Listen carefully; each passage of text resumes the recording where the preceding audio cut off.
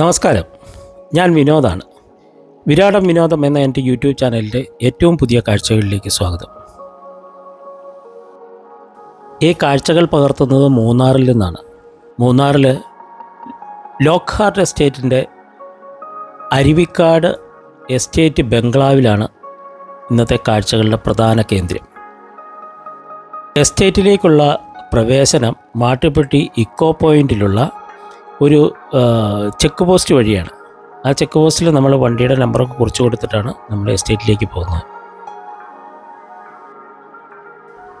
ഒരു പ്രശ്നം എന്താണെന്ന് വെച്ച് കഴിഞ്ഞാൽ, എസ്റ്റേറ്റിലേക്ക് അല്ലെങ്കിൽ ഈ ബംഗ്ലാവിലേക്ക് അവിടം വരെ നമ്മുടെ കാർ കൊണ്ട് പോകാൻ പറ്റില്ല, അതുപോലുള്ള ഓഫ് റോഡാണ്.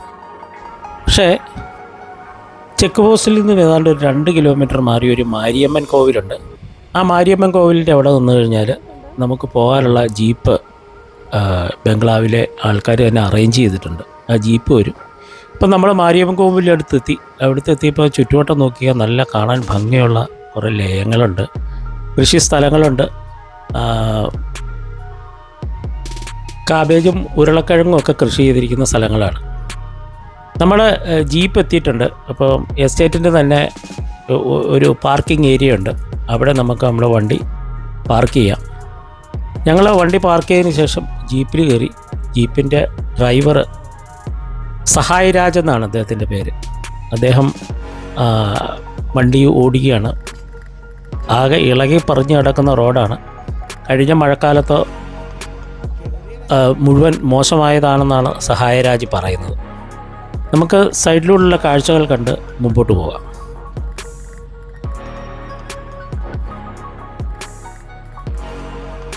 എൻ്റെ ഈ ചാനൽ നിങ്ങൾ ആദ്യമായിട്ട് കാണുന്നതെങ്കിൽ ഒന്ന് ലൈക്ക് ചെയ്യാനും ഷെയർ ചെയ്യാനും സബ്സ്ക്രൈബ് ചെയ്യാനും മടിക്കാതിരിക്കുക.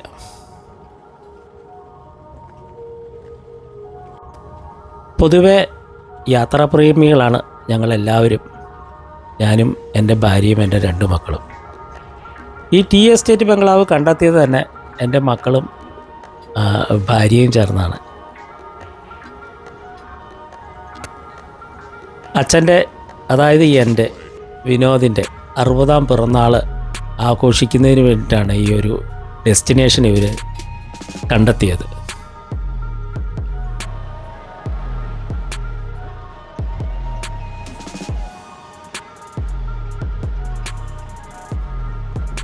വളരെ അപകടം പിടിച്ച റോഡാണ്. ഒരു വണ്ടി മാത്രമേ കടന്നു പോകുള്ളൂ. ഈ റോഡിലൂടെ ട്രാക്ടറും എസ്റ്റേറ്റിൻ്റെ വണ്ടിയും അല്ലാതെ മറ്റു വണ്ടികളൊന്നും വരില്ല എന്നാണ് സഹായ രാജ് പറഞ്ഞത്.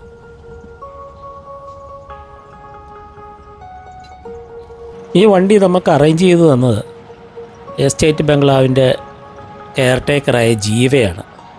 ജീവ മുമ്പേ തന്നെ ബൈക്കിലങ്ങ് പോയി കഴിഞ്ഞു. അദ്ദേഹവും ഉണ്ടായിരുന്നു ഇവിടെ. അദ്ദേഹം ബൈക്കിൽ മുമ്പേ പോയി കഴിഞ്ഞു.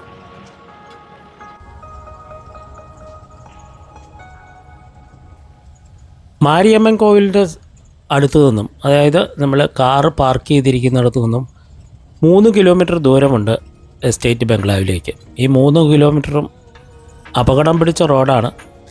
ഗ്രൗണ്ട് ക്ലിയറൻസ് കുറഞ്ഞ കാറുകൾ വളരെ ബുദ്ധിമുട്ടാണ് കടന്നു പോകാൻ. SUV ഉള്ളവർക്ക് ഈ വഴി സുഗമമായിട്ട് യാത്ര ചെയ്യാം. അപ്പോഴും ശ്രദ്ധിക്കേണ്ട ഒരു കാര്യം, റോഡിന് വീതി വളരെ കുറവാണ്. നന്നായിട്ട് ശ്രദ്ധിച്ച് ഓടിച്ച് പോകേണ്ടതാണ്.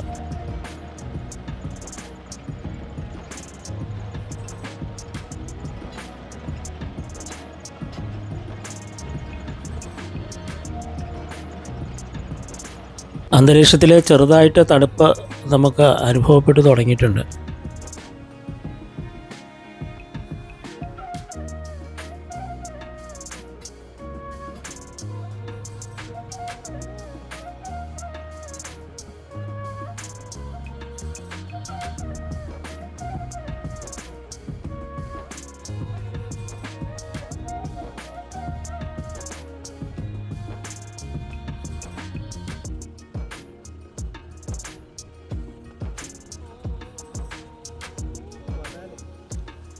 അരുവിക്കാട് എസ്റ്റേറ്റ് ബംഗ്ലാവിൻ്റെ കാഴ്ച നമ്മൾക്ക് ദൂരെ നിന്നേ കണ്ടു തുടങ്ങിയിട്ടുണ്ട്.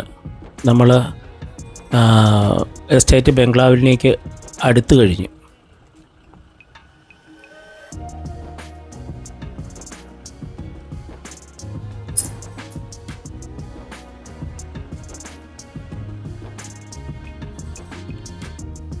നമ്മളെ വിട്ടതിന് ശേഷം ജീപ്പ് തിരിച്ചുപോയി.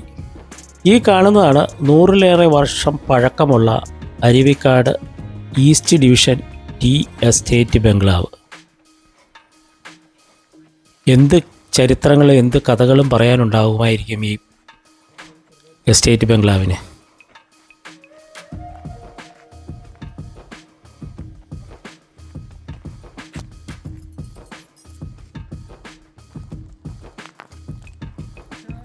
ഒരു മലമുകളിലാണ് ഈ ബംഗ്ലാവ് സ്ഥിതി ചെയ്യുന്നത്. അതുകൊണ്ട് ചുറ്റുവട്ടം മുഴുവൻ നമുക്ക് താഴ്വാരമായിട്ടാണ് കാണപ്പെടുന്നത്.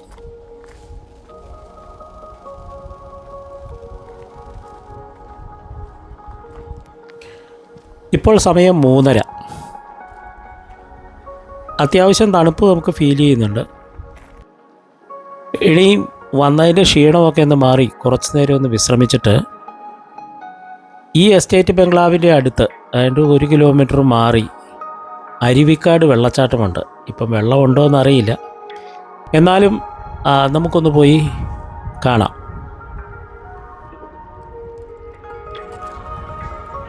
മൂന്നാറിൽ വന്നാൽ ആസ്വദിക്കേണ്ടത് കാലാവസ്ഥയാണല്ലോ.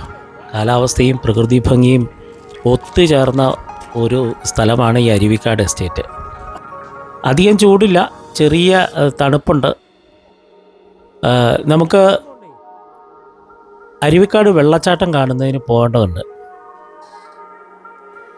നമ്മുടെ കെയർ ടേക്കർ ഒരു കാര്യം പറഞ്ഞിരുന്നു, വെള്ളച്ചാട്ടം കാണാൻ പോകുന്നത് 5 മണിക്ക് മുമ്പ് ഇറങ്ങി ഇരുട്ടുന്നതിന് മുമ്പ് 6 മണിയോടുകൂടിയെങ്കിലും തിരിച്ചെത്തണം. അല്ലെങ്കിൽ എന്താണെന്ന് ചോദിച്ചു കഴിഞ്ഞാൽ വന്യമൃഗങ്ങൾ ഇറങ്ങുന്ന സ്ഥലമാണ്. 2 ആഴ്ച മുമ്പ് പോലും ഈ എസ്റ്റേറ്റ് ബംഗ്ലാവിൻ്റെ പരിസരം മുഴുവൻ ആന വന്ന് ചവിട്ടി തകർത്തിരുന്നു. ആന ഇതിൻ്റെ ഗേറ്റൊക്കെ പൊളിച്ച് കളഞ്ഞിരുന്നു. ചുറ്റുപാടുണ്ടായിരുന്ന ചെടികളും ചെടിച്ചട്ടികളും ഒക്കെ തവിട് പൊടിയാക്കി കളഞ്ഞിരുന്നു പോലും.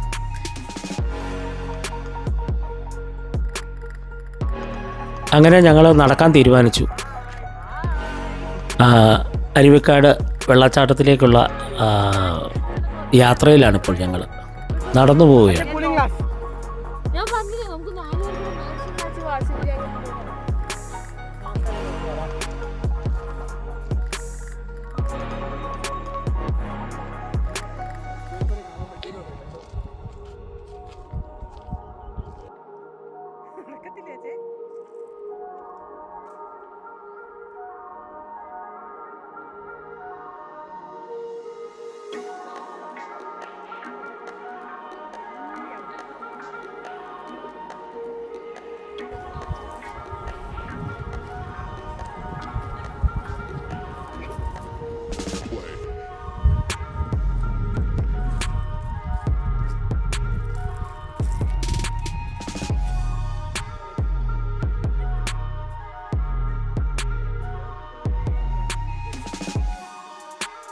തേയിലയുടെ പച്ചപ്പ് കാണുക എന്ന് പറഞ്ഞാൽ വളരെ രസകരമാണ്. അത് ദൂരെ നിന്ന് കാണുമ്പോൾ രസകരമാണ്. ഇതാ ഒരു തേയിലയുടെ കായ നമുക്ക് കാണാം.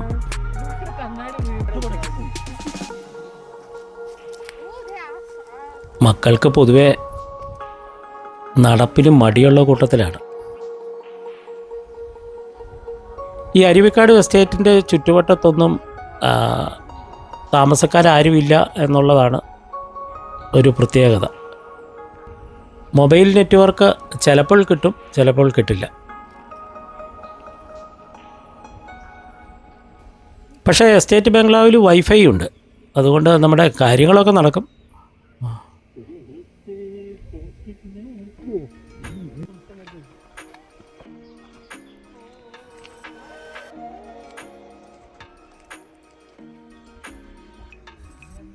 വെള്ളച്ചാട്ടത്തിലേക്കുള്ള റോഡ് ഇപ്പോഴും വരണ്ട് കിടക്കുകയാണ്. ഇതാ ഈ കാണുന്നതാണ് വെള്ളച്ചാട്ടം. ഇനി ഏതാണ്ട് 500 മീറ്ററൂടെ നടന്നാലേ നമ്മൾ വെള്ളച്ചാട്ടത്തിലേക്ക് എത്തുകയുള്ളൂ.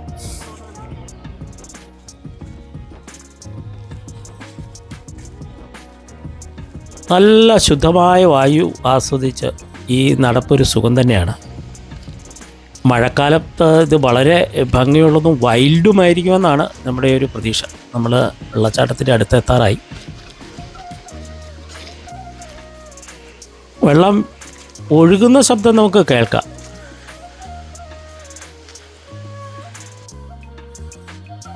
വെള്ളച്ചാട്ടത്തിൽ എത്തി. ഭാഗ്യം വെള്ളമില്ല. വെള്ളത്തിന് വളരെ ഒരു ചാല് പോലെ ഒരു ഭാഗത്ത് മാത്രം വെള്ളം ഒഴുകുന്നുണ്ട്. ഇതാണ് വെള്ളച്ചാട്ടം. മഴക്കാലത്ത് അല്ലെങ്കിൽ വെള്ളം ധാരാളമുള്ള സമയത്ത് ഇറങ്ങി കുളിക്കാൻ സൗകര്യമുണ്ടെന്നാണ് ഇവിടെ കണ്ടിട്ട് നമുക്ക് തോന്നുന്നത്. മറ്റു ചിലരും വീഡിയോയിലൊക്കെ ചെയ്തിരിക്കുന്നത് കണ്ടിട്ടുണ്ട്. ഇവിടെ ഒരു വനദേവതയോ ആരുടെയോ ഒരു പ്രതിഷ്ഠയുണ്ട്. ഭാര്യ എന്താണേലും ഒരു നാണയത്തൊട്ടിട്ടിട്ടുണ്ട്. ഇനിയും വനദേവതകൾക്ക് നമ്മളോടൊന്നും തോന്നണ്ടല്ലോ.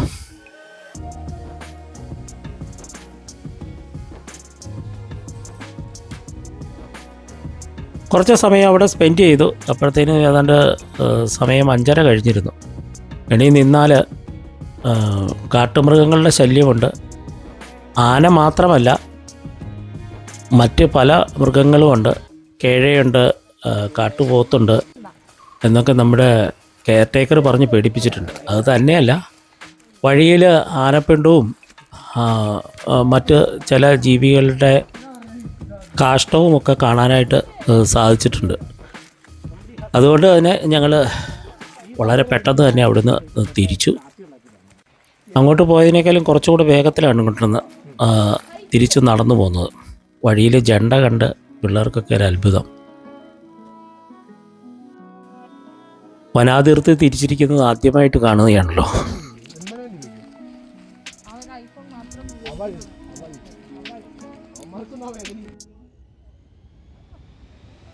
ഇവിടെ നിന്ന് ദൂരെ നമ്മൾ താമസിക്കുന്ന ബംഗ്ലാവ് കാണാം.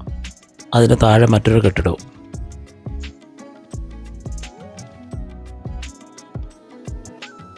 സൂര്യൻ അസ്തമയത്തിനൊരുങ്ങുകയാണ്. ആകാശത്ത് കാർമേഘങ്ങളുണ്ട്. ഇന്നത്തെ ഈ വീഡിയോ ഇവിടെ നിർത്തുകയാണ്. ഇതിൻ്റെ ബാക്കി ഭാഗം അടുത്ത് തന്നെ ഉണ്ടാകുന്നതാണ്. അതുകൊണ്ട് തീർച്ചയായും വീഡിയോ കാണുക, നിങ്ങളുടെ അഭിപ്രായങ്ങൾ രേഖപ്പെടുത്തുക.